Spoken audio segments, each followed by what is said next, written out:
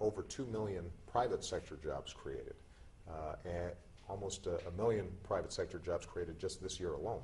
The challenge has been even more in the public sector, where there have been a lot of layoffs at local levels, and that's part of the reason why the Jobs Act is important. Making sure that teachers are back in the classroom, cops are on the beat, firefighters are able to do the incredible work that they do. That's good for private sector businesses as well, because if teachers are teaching our kids, they're also paying their mortgage, they're also going to the local restaurant. But keep in mind that the Jobs Act also includes tax cuts for small businesses. It gives incentives for small businesses to hire veterans or to hire new employees or to give employees raises. It gives all middle-class families a continuing payroll tax cut, which means more money in people's pockets. So, and when you talk, he's really talented. Well, first of all, Mr. President, I wanted to ask you, Hampton Roads stands to benefit monetarily from the Jobs Act.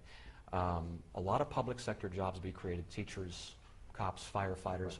What about the private sector? How much are we talking about for the private sector, especially Hampton Roads, which has a higher unemployment rate than Virginia? Well, keep in mind that we've made progress in the private sector over the last 2 years. In fact, we've seen over 2 million private sector jobs created, and almost a million private sector jobs created just this year alone.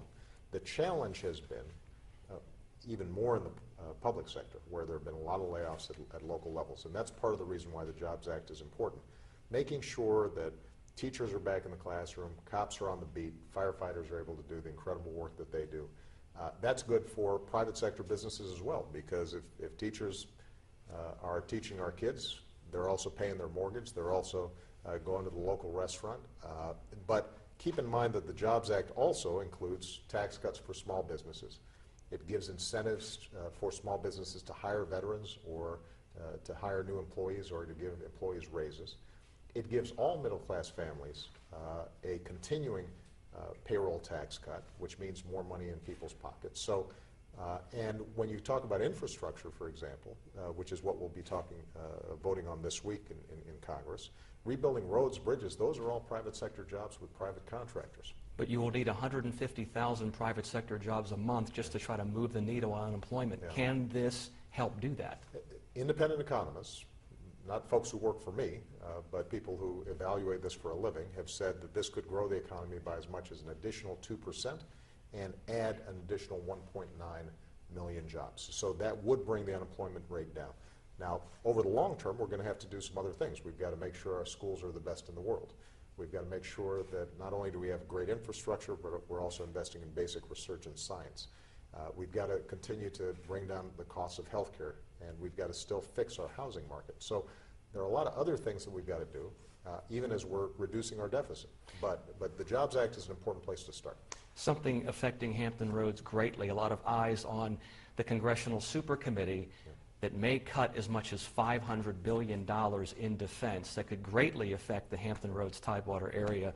My question is, how can we justify spending $447 billion on a jobs bill and at the same time stand to lose $500 billion in defense that would greatly affect Hampton Roads? Well, keep in mind that my belief in terms of the defense process is that we're going to have to take advantage of ending the war in Iraq, transitioning down from our presence in Afghanistan.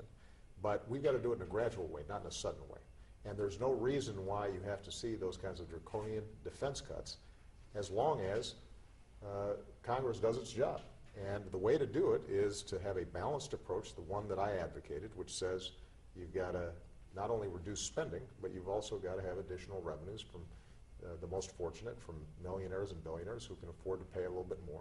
And if you do that balanced approach, which Democrats and the majority of Republican voters agree with, then, in fact, you don't have to see the kinds of drastic cuts in defense that are being talked about.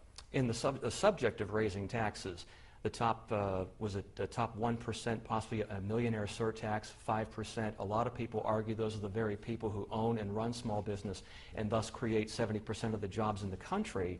Wouldn't that be detrimental to job growth? Actually, it turns out that 97% of small businesses make less than $250,000 a year.